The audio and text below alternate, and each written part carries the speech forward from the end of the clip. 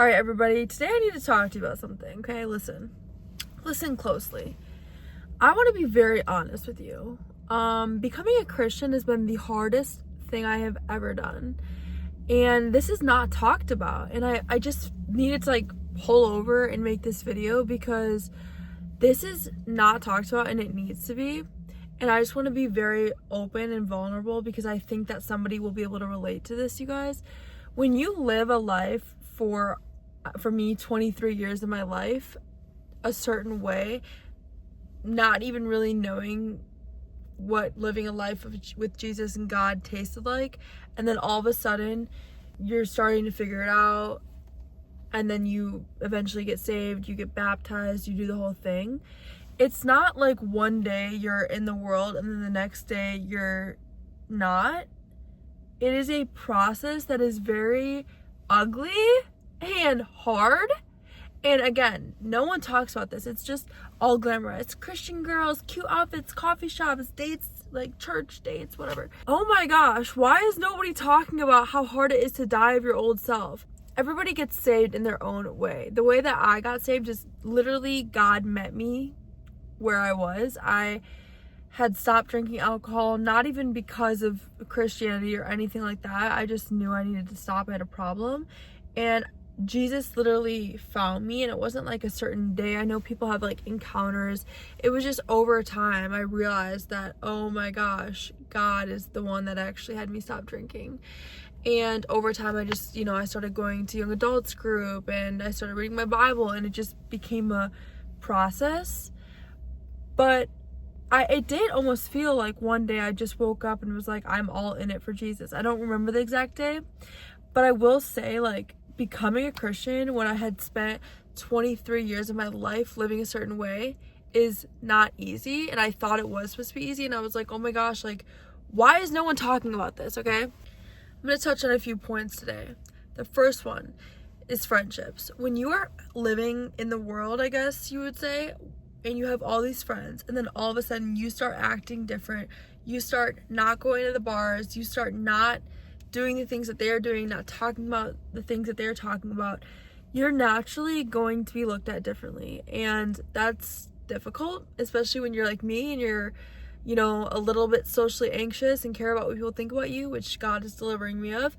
But I have friends that almost make fun of super Christian people, and now all of a sudden I am that super Christian girl.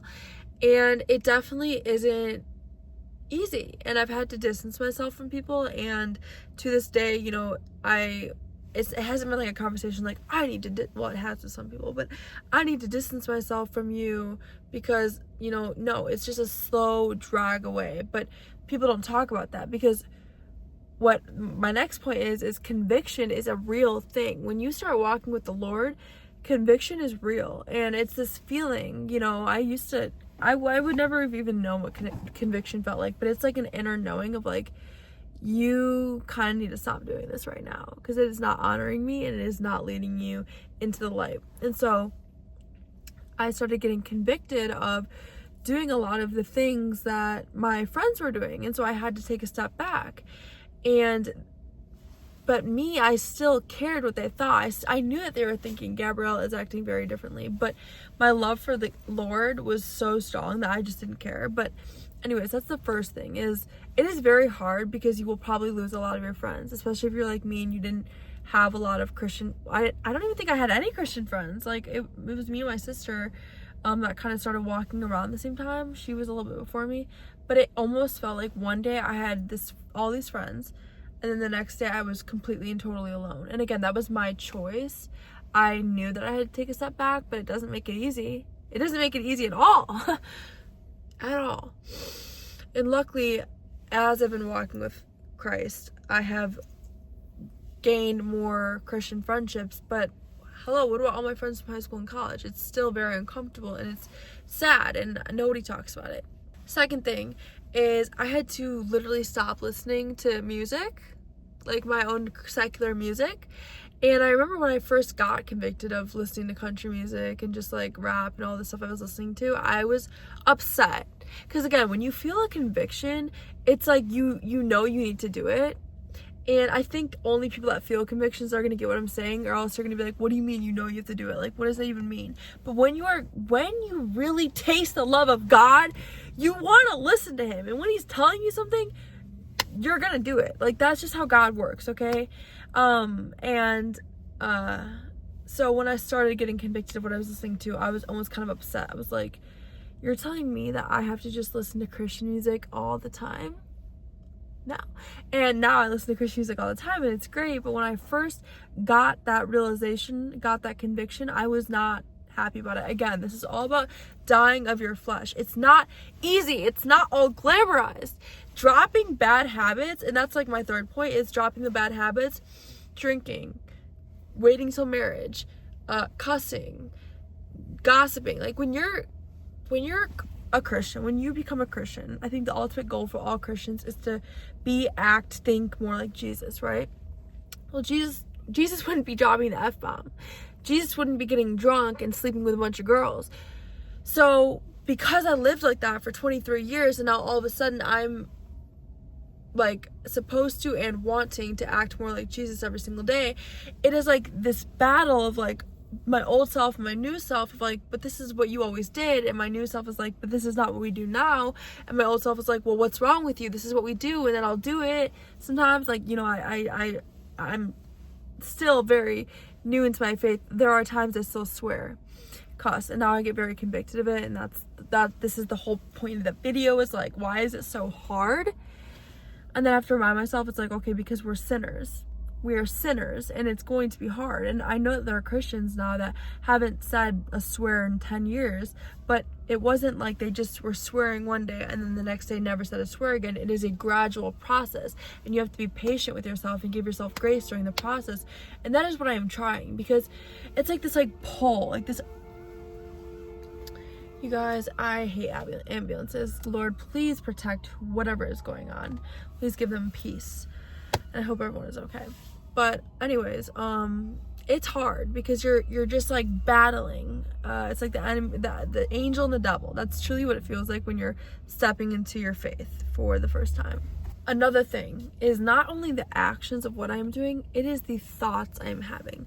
The thoughts that I need to heal as being a new Christian. Like, for example, I struggle, I guess I still do, I struggle with male validation and attention.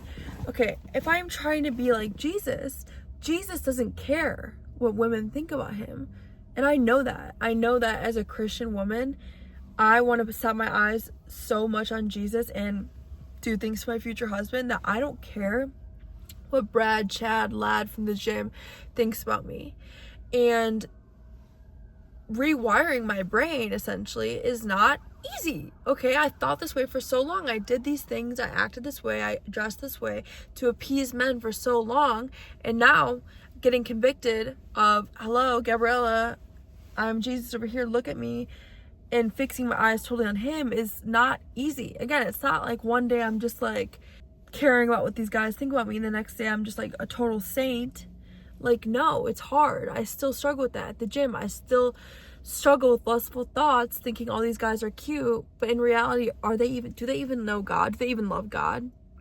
Are they taken? Do they have a girlfriend? Like, I had no regards for the longest time of like where these men even were in their life. I just liked the pretty face and the chiseled arms, and there's just so much more. And that's why I love being a Christian, is like it opens your eyes to the truth of life. And the truth is, physical looks don't matter. It is what the heart is. It is what the soul is. It's the fruits of the spirit. And because when we all die, our body ain't going with us, baby. It's the soul.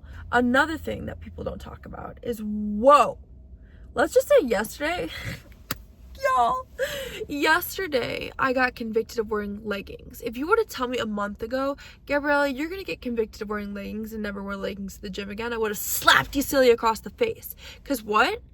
Well, I just ordered a bunch of new leggings. What do you mean I can't wear them anymore?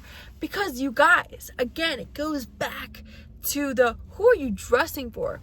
As I'm getting close with God, I want to do everything everything in my power to make God happy, to please the Lord. So if I get dressed and I stand in front of God, God, what do you think of my outfit?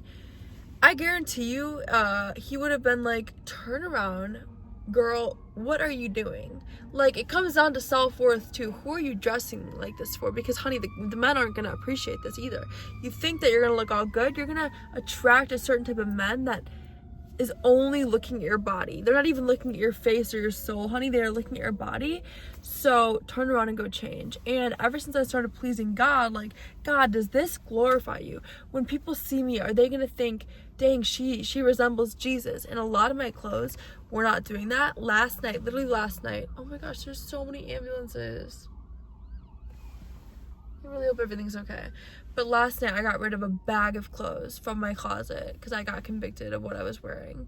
And it's so funny. I was like on FaceTime with my sister and I was like, dude, like, what is happening? She's like, this is amazing. And it is amazing. And after I felt like a whole nother level was peeling back. I was really dying to my old self.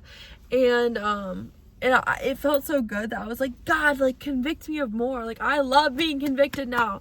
It's hard. Don't get me wrong. It's very hard and uncomfortable, but I love it because it means that another level is coming. I'm getting closer to becoming more like Jesus. And again, we're never going to arrive. There's never like a time where you're like fully developed. No, you're going to continue doing it until your last breath. But my goal is to be more like Jesus every single day. I don't mean to say any of this to scare anyone away from Christianity. It's the best thing that has ever happened to me, but it's hard. Dying yourself daily is hard because there are still things that I want to do. You know, like, I want to sometimes like flirt with guys. I want to sometimes drink. But when I remember who I'm becoming and who I'm doing it for, the desires instantly go away. And also it's like, yeah, I say I want to go to the bars with guys, but I'm not that person anymore. I am a year and some change sober now.